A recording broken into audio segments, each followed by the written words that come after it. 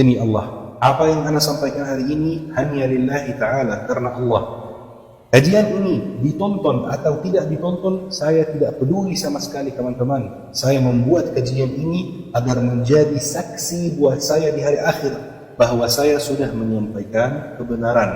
Kalau ada teman-teman yang percaya, alhamdulillah. Kalau ada yang tidak percaya, tidak apa-apa, karena memang saya buat kajian ini lillahi ta'ala. Ceritanya teman-teman mulai di Suriah sejak tahun 1970 dan 1971. Ketika di Suriah ada satu pemerintahan yang resmi. Kemudian tiba-tiba pemerintahan tersebut dikudeta, diturunkan oleh satu orang yang namanya Hafiz al-Assad. Hafiz al-Assad itu teman-teman ayahnya dari Bashar al-Assad, presiden yang baru kabur kemarin. Itu ayahnya teman-teman. Dia kudeta, dia turunkan presiden dan dia menjadikan dirinya sebagai presiden. Kalau hanya sebatas itu, maka ini hal biasa dan sering sekali terjadi di Timur Tengah. Timur Tengah itu tempatnya kudeta-kudeta, Timur Tengah dan Afrika. Tetapi sayangnya masalahnya di Suriah tidak sebatas itu. Suriah itu teman-teman negara yang sangat bervariasi, negara yang sangat beragam.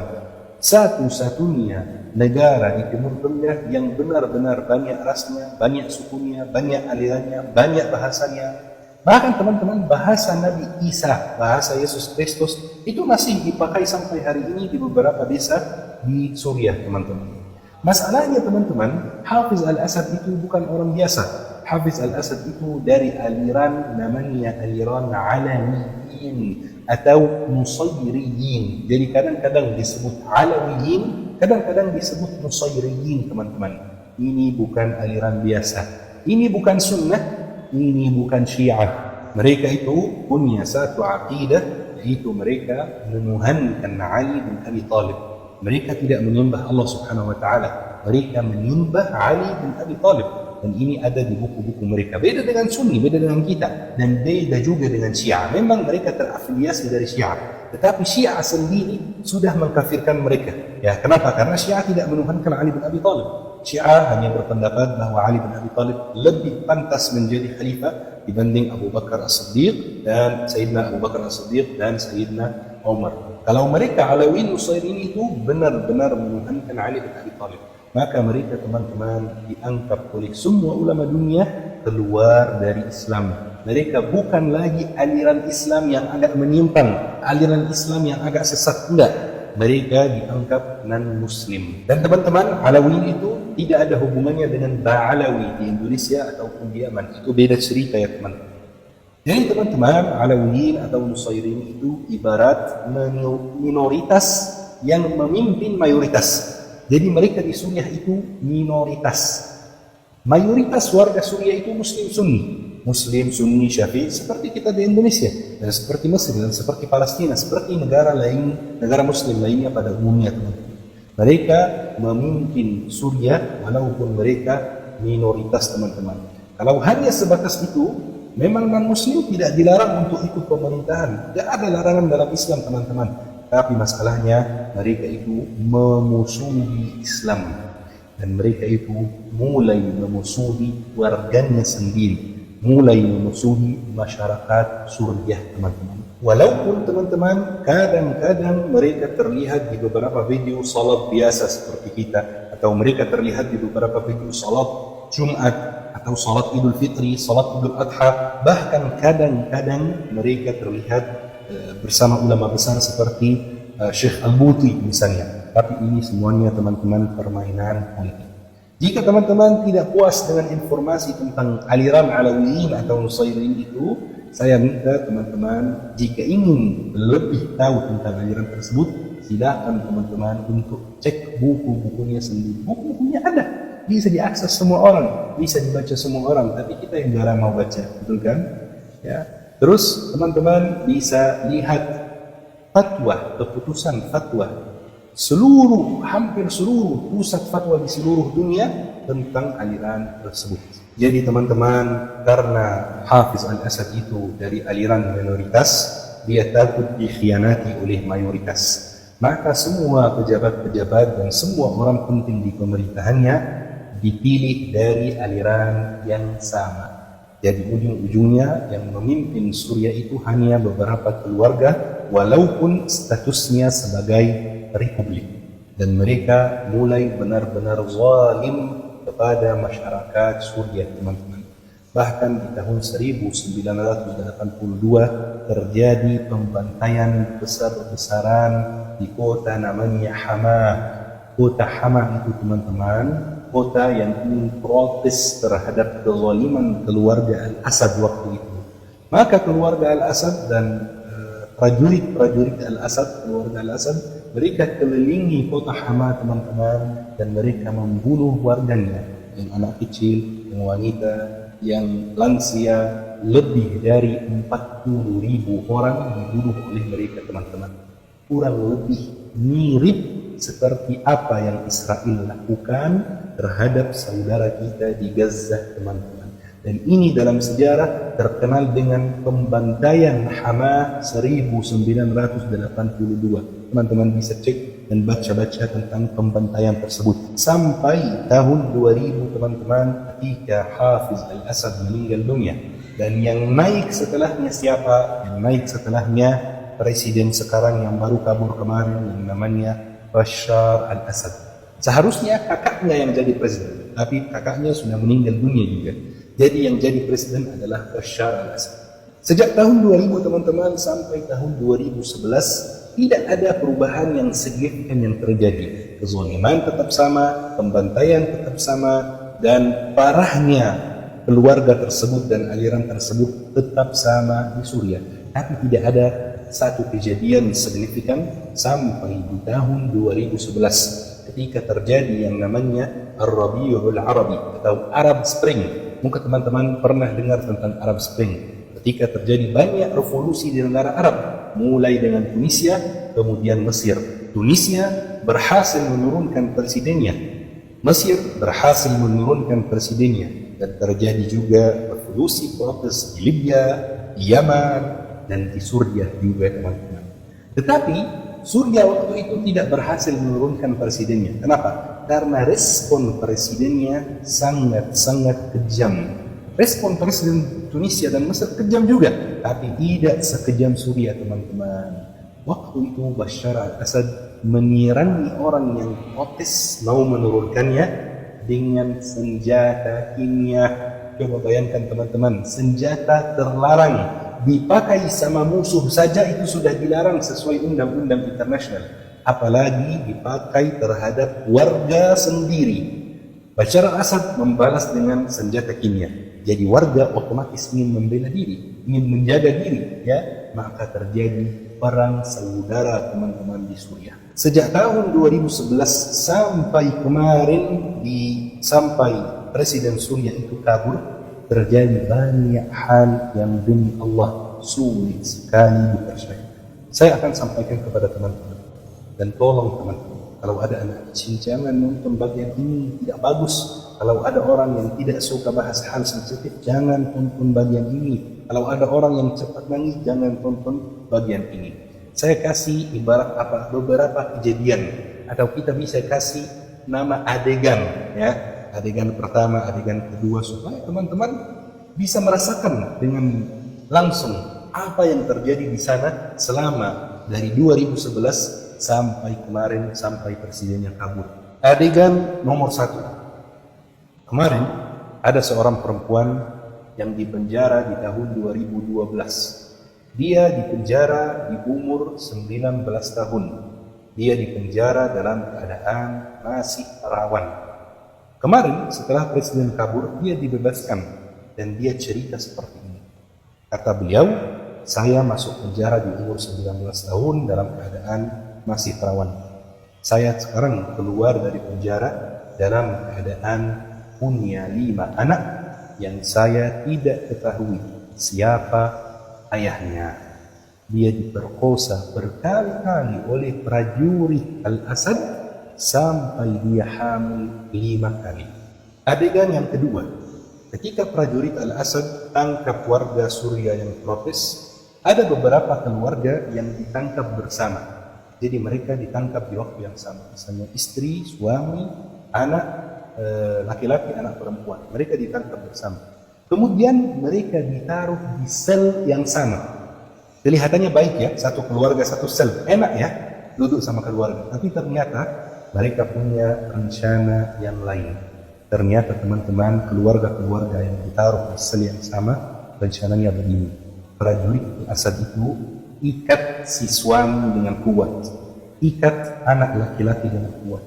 Kemudian mereka perkosa istrinya dan anaknya di depan mata mereka hampir setiap hari. Mereka gantian. Coba bayangkan, setiap hari istri dan anak perempuan diperkosa di depan mata. Adegan nomor 3, ada seorang perempuan yang ditangkap juga sekitar tahun 2012 atau 2013. Ketika dia ditangkap dan dia ditanya-tanya oleh prajurit Al-Asad, setelah HP-nya diperiksa, ternyata dia sering mendengar murattal dengan suara qari tertentu yang sangat terkenal. Jadi ketika prajurit Al-Asad lihat HP-nya dan dia lihat ada dia dengar banyak murattal dari history, dia tanya perempuannya seperti ini, ngapain kamu dengar omong kosong ini? Maksudnya murattal, maksudnya Al-Quran. Iya teman-teman, prajuritnya bilang seperti ini. Maka perempuannya marah sekali. Dan dia mengatakan, ini bukan omong kosong, ini Al-Quran, ini kalamullah. Maka karena perempuannya marah, maka dia dihukum. Dia dihukum hukuman yang sangat kejam teman-teman. Mungkin teman-teman tidak bisa membayangkan hukumannya. Dia diikat di sebuah kasur, kemudian prajurit itu main murattalnya dengan suara yang sangat keras. Kemudian dia memperkosa perempuan tersebut sambil murattalnya jalan. Sambil bertanya kepada perempuan, mana Tuhanmu? Kok Tuhanmu tidak bisa menyelamatkan kamu sekarang? Demi Allah, ini terjadi teman-teman. Dan sekali lagi saya sampaikan, video ini ditonton, tidak ditonton, dipercaya, tidak dipercaya, saya tidak peduli. Yang penting saya sudah bersaksi di hadapan Allah Subhanahu wa Ta'ala. Adegan keempat teman-teman, prajurit-prajurit Al-Asad cetak spanduk dan foto Bashar Al-Asad itu besar-besar teman-teman. Kemudian mereka taruh spanduknya yang sebesar sajadah di sel tahanan.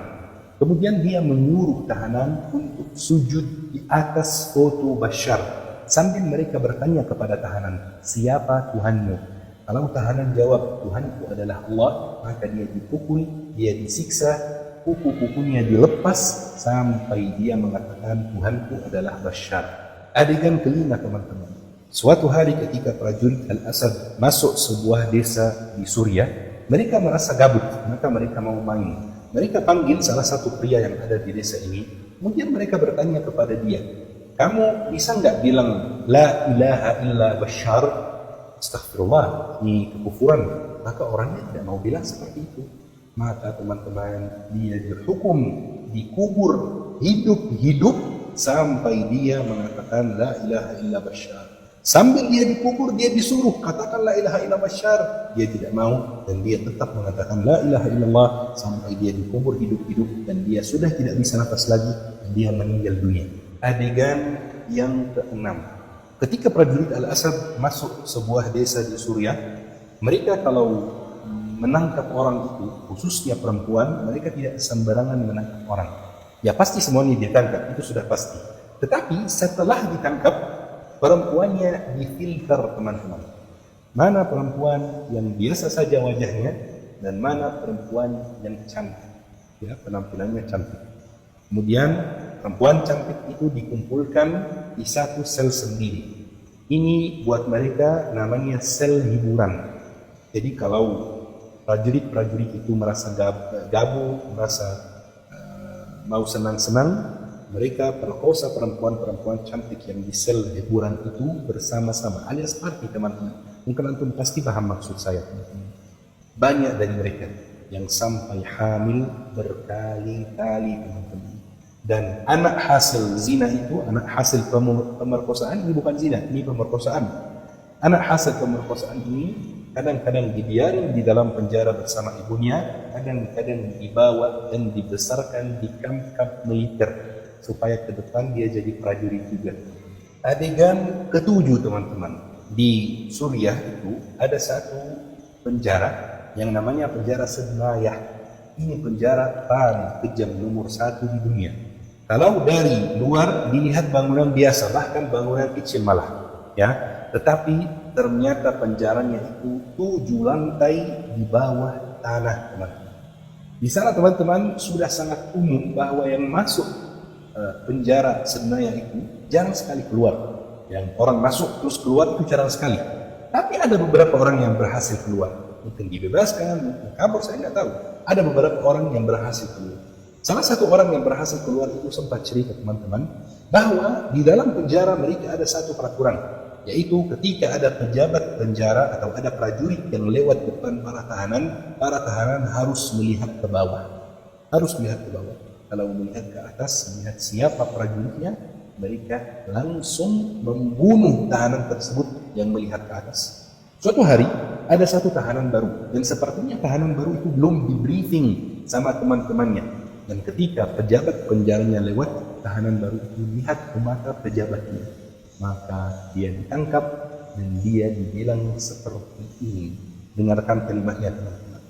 Pengadilan Tuhan Bashar al-Assad telah menghakimi kamu meninggal dunia ditembak pakai peluru. Ini kalimatnya persis teman-teman. Pengadilan Tuhan Bashar al-Assad.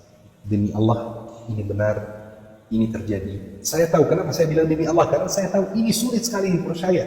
Tapi ini terjadi di zaman kita ini, di 2024 ini, sepanjang 13 tahun terakhir teman-teman, bahkan sepanjang 50 tahun terakhir, sejak Hafiz al-Assad, ayahnya Bashar, memimpin Suriah dari tahun 1971 sampai kemarin kabur. Adegan ke-8 teman-teman. Kan kita cerita tadi ada orang yang dibunuh dan diperkosa sampai mati dan lain-lain. Jasadnya itu dikemanain teman-teman. Jadi ceritanya begini. Setiap 3 hari ada mobil besar, mobil sampah yang datang menyangkut jasad-jasad orang, jenazah-jenazah orang yang sudah meninggal dunia karena dibunuh. Tetapi selama 3 hari ini mobilnya kan nggak datang ya, 3 hari setiap 3 hari. Selama 3 hari jasadnya, mayatnya ditaruh di toilet teman-teman. Jadi para tahanan di sana kalau mau ke toilet, mereka terpaksa membuang air kecil dan membuang air besar sambil melihat mayat rekannya yang barusan dibunuh. Dan kadang-kadang saking banyak orang yang dibunuh, mereka sampai tidak bisa menggunakan toiletnya karena udah penuh, udah sangat penuh, jadi itu tidak bisa dipakai. Penuh dengan apa? Penuh dengan mayat orang yang dibunuh oleh prajurit Bashar. Adegan ke-9. Sesuai persaksian salah satu orang yang berhasil keluar dari penjara Senayan, kata dia di dalam penjara itu tahanan tidak boleh sholat sama sekali. Dilarang keras untuk melaksanakan sholat. Jadi mereka itu sholatnya pakai mata teman-teman, tidak bergerak, sholatnya pakai mata seperti ini. Tapi kalau ketahuan, masalah besar dan pasti hukumannya adalah hukuman mati. Suatu hari ada salah satu tahanan yang rindu dengan sholat. Dia sudah lama tidak sholat. Dia rindu dengan sujud, rindu dengan ruku' teman-teman. Maka dia tetap melaksanakan sholat walaupun dilihat oleh prajurit.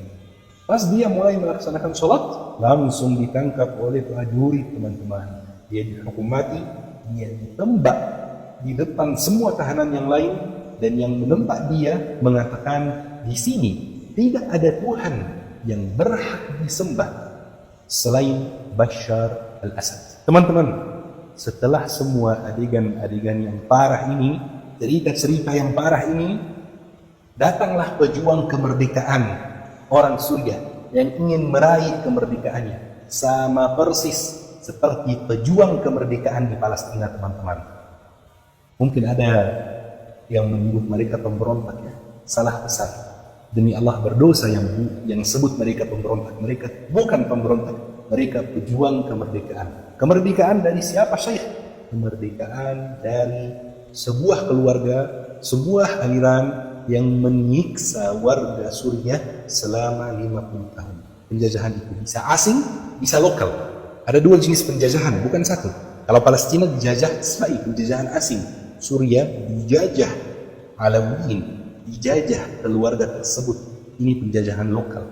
Alhamdulillah, para pejuang kemerdekaan berhasil untuk mengembalikan tanahnya sendiri, berhasil untuk bisa tinggal damai dalam tanahnya sendiri, berhasil untuk membebaskan semua tahanan yang di penjara-penjara yang ana ceritakan tadi itu. Semuanya sudah dibebaskan, alhamdulillah. Jangan sampai teman-teman kena fitnah, termakan fitnah yang disebarkan media barat bahwa pejuang kemerdekaan di Suriah itu didukung oleh Israel, didukung oleh Amerika Serikat. Pemimpin pejuang kemerdekaan di Suriah aja menjadi buruan Amerika Serikat, masa didukung oleh Amerika Serikat. Jangan sampai teman-teman mudah mempercaya hal-hal yang seperti ini. Dengan pembebasan Suriah ini menjadi batu pertama untuk membebaskan Baitul Maqdis insyaallah, sesuai hadis Rasulullah sallallahu alaihi wasallam. Jangan sampai teman-teman termakan fitnah bahwa apa yang terjadi di Suriah itu tujuannya mengalihkan konsentrasi dari Palestina. Semua orang Palestina senang dengan runtuhnya Al-Assad itu, teman-teman.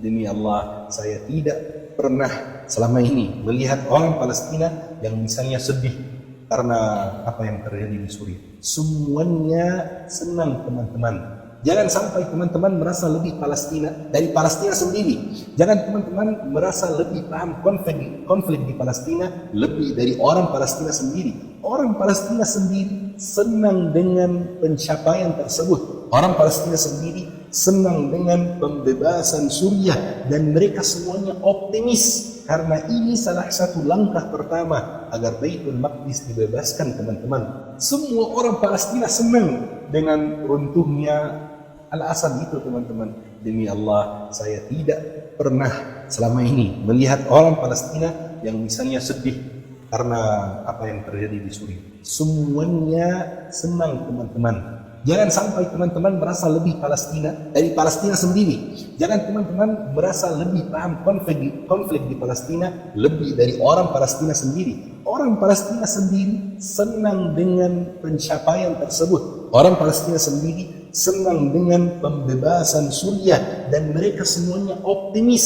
karena ini salah satu langkah pertama agar Baitul Maqdis dibebaskan, teman-teman. Banyak yang bertanya, kenapa setelah Bashar kabur, Israel malah invasi Suriah dan mau menjajah Suriah? Banyak yang bertanya dan saya kaget, kok masih ada yang bertanya seperti ini? Masalahnya sangat jelas di depan mata. Buktinya orang Palestina, orang Suriah, mereka nggak bertanya seperti itu karena alasannya sangat jelas, teman-teman. Alasannya dengan sederhana, selama 24 tahun Bashar menjabat, secara terang-terangan dia memusuhi Israel. Tetapi secara sembunyi-sembunyi dia bersahabat dengan Israel. Buktinya apa? Selama 24 tahun dia menjabat, dia tidak pernah menyerangi Israel. Padahal Israel sangat dekat berbatasan dengan Suriah. Dia tidak pernah menyerang Israel. Ketika rezim di sana berganti dan ada rezim yang baru, Israel kaget. Rezim yang baru ini kira-kira seperti Bashar bisa damai dengan kita atau malah bakal menyerangi kami gitu, malah bakal menyerangi Israel gitu ya. Jadi mereka mau menjajah duluan. Mereka ingin menyerangi duluan. Mereka tidak mau tunggu sampai pejuang kemerdekaan di Suriah menyerang Israel. Mereka yang serangi duluan. Dan ini salah satu bukti kemurnian gerakan yang terjadi di Suriah sekarang, teman-teman. Teman-teman, kesimpulannya, mayoritas warga Suriah itu senang. Mayoritas warga Palestina itu senang. Mayoritas warga Lebanon itu senang. Jangan sampai teman-teman merasa lebih paham kondisinya dibanding orang yang di dalam lapangan, orang yang di dalam perang sendiri. Jangan sampai teman-teman merasa lebih paham politik dibanding ahli politik yang menganalisis kondisinya langsung dari lapangan. Jangan sampai kita, teman-teman, berstandar ganda dengan Palestina. Kita mendukung kemerdekaan Palestina, tapi giliran Suriah ingin meraih kemerdekaannya, kita fitnah. Ini didukung Israel, didukung AS. Kata siapa? Buktinya apa, teman-teman? Maka teman-teman, kita ini mencari kebenaran. Kita mendukung kebenaran. Ini adalah seorang muslim yang sebenarnya mendukung kebenaran dimanapun kebenaran berada. Kebenaran berada di Palestina, tidak dukung Palestina. Kebenaran berada di Suriah, tidak dukung Suriah. Ini, teman-teman, kesimpulannya. Nasihat ana di akhir kajian hari ini, teman-teman, awas dari ini. Setiap fitnah yang kita keluarkan dari mulut ini, setiap tuduhan yang kita keluarkan dari mulut ini, setiap kalimat buruk yang kita keluarkan di mulut ini, dari mulut ini akan dimintai pertanggungjawaban nanti di hari akhir, teman-teman.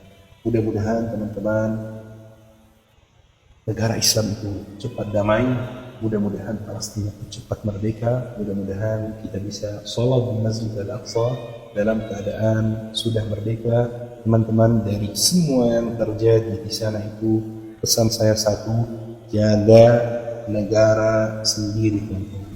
Ya, alhamdulillah Allah Subhanahu Wa Taala memberi teman-teman sebuah kelebihan, tinggal di tempat yang aman, nyaman, bisa bekerja bebas, bisa beribadah, bisa berdakwah, bisa jalan-jalan. Jaga negara sendiri, teman-teman. Ayo kita mengambil pelajaran dari apa yang terjadi di Suriah dan apa yang terjadi di Palestina. Barakallahu fikum. Assalamualaikum warahmatullahi wabarakatuh.